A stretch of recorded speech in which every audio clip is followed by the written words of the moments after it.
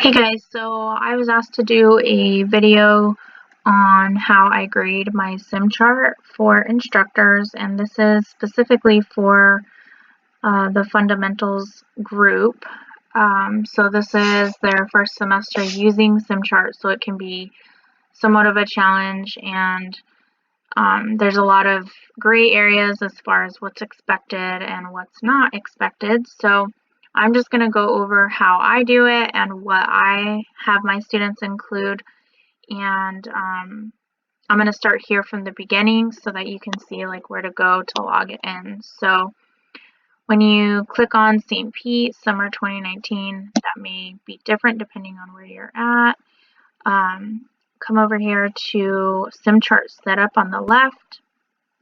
It pops up this screen, and this screen has model EHRs, which if you click in that, the instructors should have access to. I created this model documentation, so to speak, for the students, but I didn't realize that they don't have access to it. So if you look in there, you can kind of mess around in that.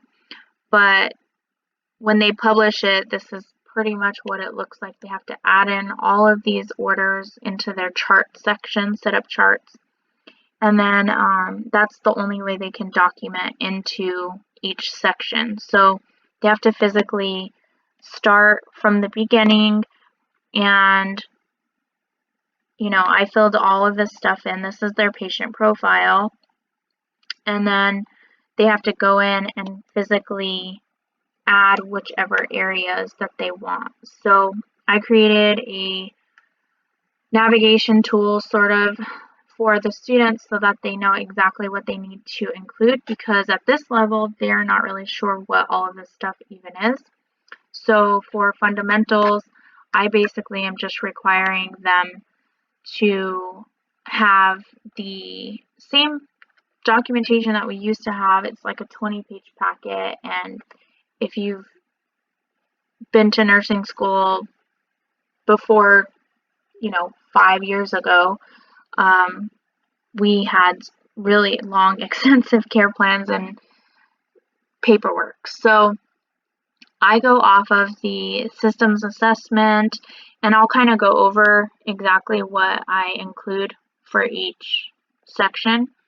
But for this level, I basically have the standard things that I want them to have that I think is important. Especially as a fourth semester clinical instructor, I see things the students are lacking in so many areas, and it's because the clinical instructors are not really enforcing a lot of the paperwork aspect. So everybody does it a little bit differently, and I think that we're trying to standardize this whole process, so expectations is the same across the board, and we don't get students that are like, oh, my instructor never made me do that, and then I get them in fourth semester and they have no idea what a classification of a drug is, or how the medication works in the body, something like that. So as the fundamentals clinical instructor now, it's making a significant difference by making them do these types of things early. And I know they don't like it, and I know we don't like to grade it, but it really does help them. So when you go into grading, you go into the week that you want to grade, and I'm just going to pull up one of my old students, which I have open already over here, I believe. Yes. And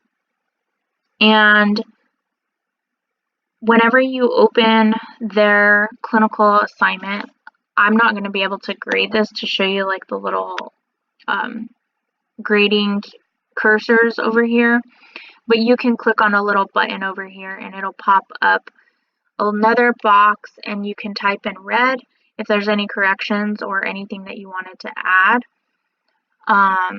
or you can highlight things or cross things out. I think you can cross them out. I might be mistaking that for Canvas. But either way, you can highlight and you can type in red. So I like that feature because I like to point out to the students exactly what they're doing wrong and what they're doing right. And it kind of helps them understand it a little bit better. So they fill in this clinical setup details, has their majority of their information here. And then the preclinical manager is a whole section that's graded, and it's got, for me, I require the pathophysiology of the primary diagnosis, the therapeutic regimen, and then the current health problems. And then I usually want them to fill in exactly what the patho is. And then, this is a little detailed. You can tell that she used the book word for word, but I try to get them to put it in their own words so that they can understand it a little bit better. And current health problems relating to their diagnosis or their functional changes. So if the patient had something that related to the current diagnosis, then that's where they would put this.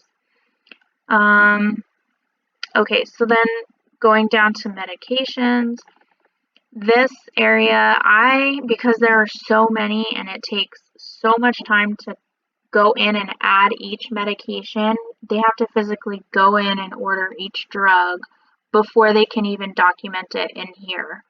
So I only make them do the scheduled medications for my shift. So not even like the nighttime medications or anything like that, because majority of the patients are on multiple medications and they would be there all day and I would be here all day grading it. So the scheduled medications, and if the patient doesn't have any medications ordered, then I make them do the PRN medications. And so for this, the biggest thing for me personally is just the classification and the action of how the drug works. And then the life-threatening considerations comes up in red automatically for them whenever they type it here. And then nursing interventions are super important. So sometimes they'll just put like, make sure patient swallows pill or something like that. But it needs to be a patient-specific intervention, and then it has to be medication-specific. So if this is a beta blocker, then we're going to check the blood pressure, we're going to check the pulse, that sort of thing. So scrolling down to the different medications, she only chose 3, which was fine because she did a lot of detail, and I would rather them understand, all 3 of the drugs that they put in here as long as they know what they are. And then the next section is the lab test. So again, they have to go in and add each individual lab. The panels are separate from each individual test. So she could have gone in and done creatinine, she could have gone in and done chloride, calcium individually, but this is an easier way for them to do it. So it comes up as a whole entire panel, or like a profile, I guess. And then I have them do the definition, description, and then why is the test being ordered. Obviously, if the test is within normal limits, then there's really not a lot of, significance to a normal test. But she went ahead and wrote like normal amount of calcium in the blood. But I usually will only make them, if it's abnormal, do the significance. Let's see if there's any abnormals here. So glucose, it's self-explanatory, but you can go as far as you want with it or as simple as you want with it. And then the next panel she has here is CBC, and it has all of the variations within the panels, so she didn't have to go in and add each one individually. So it's kind of easier for them to do it that way. And I'm going to show you a different way that another student does it, but it doesn't have the definition and it doesn't have the significance of the result. So I like this one better because I feel like it helps them see the bigger picture overall, whereas the other one is not so much that way. And in fact, I can probably go there now so I can reference it. Nope, it won't let me. Never mind.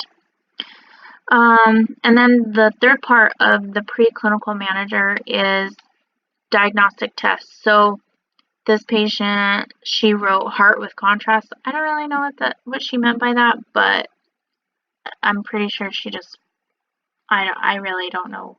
I didn't look at this this part, but she wrote, a definition and description, and then why was the test being ordered for the patient, and then the result, and then echo, same thing, obviously self-explanatory. And then you have the option to grade down here. So this is one section out of 3 that you grade out of 100, and I kind of just give points based off of how many corrections I have to make and how many things are lacking. Like, you can tell the students that take a lot of time and fill these out, and those that just kind of skip over areas or just fail to acknowledge certain sections.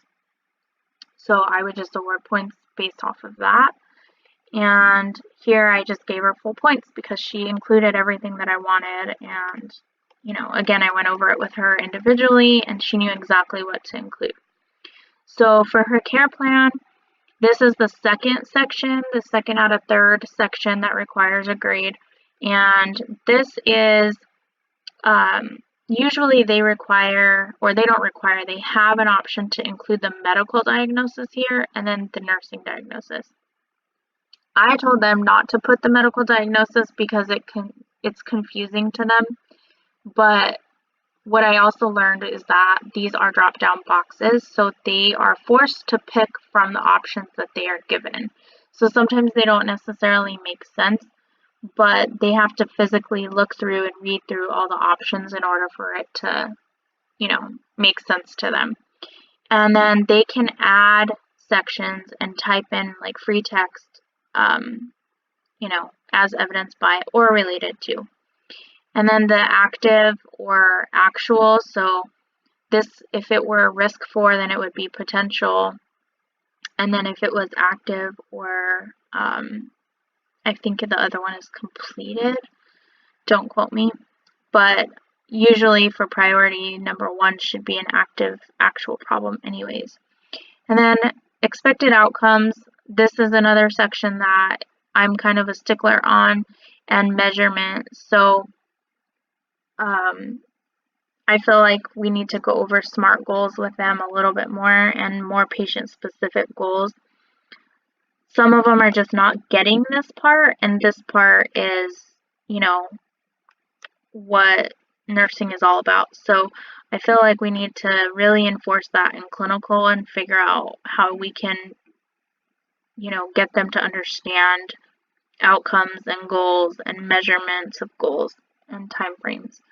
And then interventions and rationales, why we do the things that we do. So some just get it and some don't. So I just go over these things with them more in depth if they're just not processing it.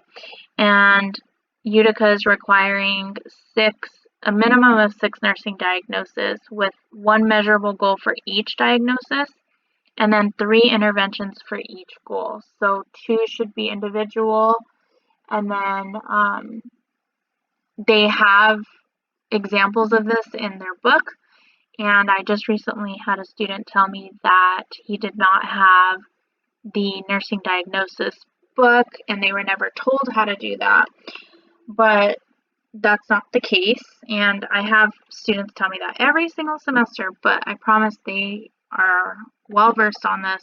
They just don't understand how to do it. So unfortunately, I've had to spend a lot of clinical time going over this stuff, and it can get very time consuming, and we should be focusing on clinical. So that's why we're going over this now, so that they can understand. And I'm going to be making a different video for the students only. Well, obviously the instructors can see it too, but just so that they can understand a little bit more of like what's expected of them and what they are supposed to be including.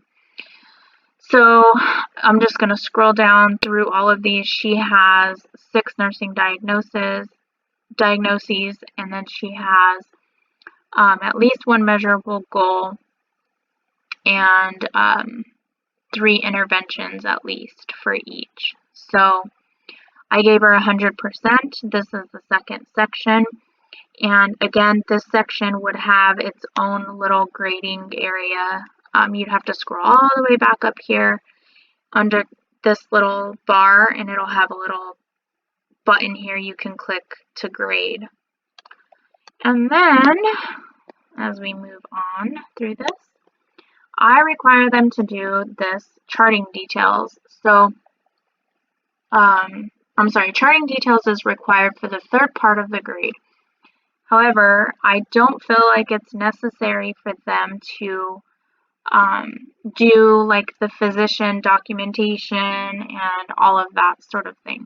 So I think that they need to be documenting their assessment in here, and this section in particular is a little bit vague. This is just their, I believe it's their health history. For what they're doing at this level, I don't really know that that is required. I know that Utica does say past medical history, including social and family history. So I need to look to see if there's like a different section for that or what. But this goes by system, so it's not just a simple area that says hypertension, hypothyroidism, GERD. It goes by system, which is nice because then it helps them differentiate, like thyroid is endocrine, arthritis is musculoskeletal, that sort of thing. So, but it is, again, more time consuming for them because it breaks it up this way. So that's why this is here, the health history section, because that is what Utica wants us to include. And then here they have their previous surgeries, and then allergies, and let's see here. This is their systems assessment, and I, to be honest, am not 100% sure. So Utica wants us to do the head-to-toe assessment. So from what I could find in doing this myself, this is the closest thing that allows us to get the students to do their head-to-toe.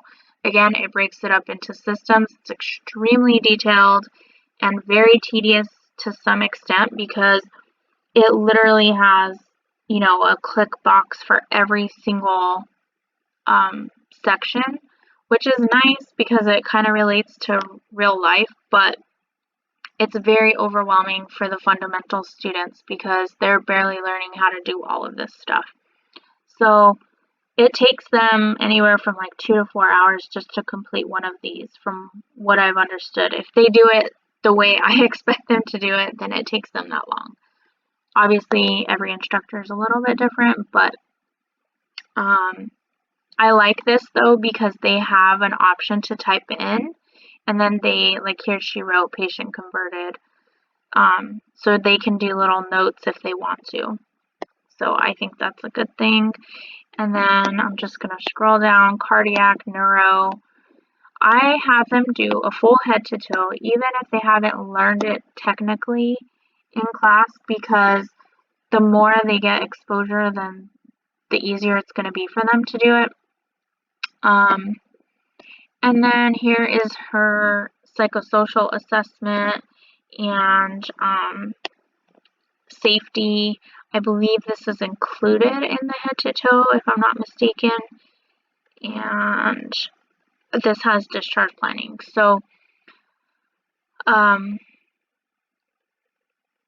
discharge planning and system nursing interventions goes again by system. So if you did something cardiac wise, then it's going to show up, your interventions are going to show up under cardiac. So it's very, very, very detailed, and I haven't found anything else that makes it more simplified than that. So they have to do that until I figure out something else. But that includes all of the areas that they need for Utica requirements. And then basic nursing care is going to be like your safety, activity, ADLs sort of thing. And that is actually more along the lines of what they're learning at this level, in addition to the basic head to toe assessment. So I want them to fill all of this in, and it's pretty hard for them to mess up this part. The hardest part about all of this is having to add it individually in the when they first start, because they have to set everything up before they can even document in this. So it can be a little bit of a challenge for them. But documentation wise, it's all click boxes, and she was able to, fill everything in by each section. And then the special chart section is the next area that, we're supposed to be having them do the Morse-Fall scale, the Braden, and then anything special that, might pertain to the patient, like a seawall protocol or something like that. So they have to physically go in and find this section, and if not, then they can't chart on it. So the little tool that I created has that on there for them, so it makes it easier. And then they have to actually go in and add injection sites, add IVs, vital signs. Everything that is on here has to be physically added. So basically, if it's empty, then I feel like, they didn't attempt to complete it just because they added it, but they didn't fill in the details. Or I would rather them put like they don't have it, or not available, or unable to assess, something like that. Just because if they keep, keeping things blank, then they're not addressing it. So, and then down here, this is just patient card. This just basically means everything that the student added. So it tells you what time they added things, and these have to be added in order for them to document on, like I mentioned before. So then when you scroll down, it comes up with the 3rd grade, and you have to have, you can type in your grade and then your remarks here for each section. Again, if you had any comments or corrections, you can add those in there as well. And then competencies, I'm not really sure what that's about. We don't ever use that.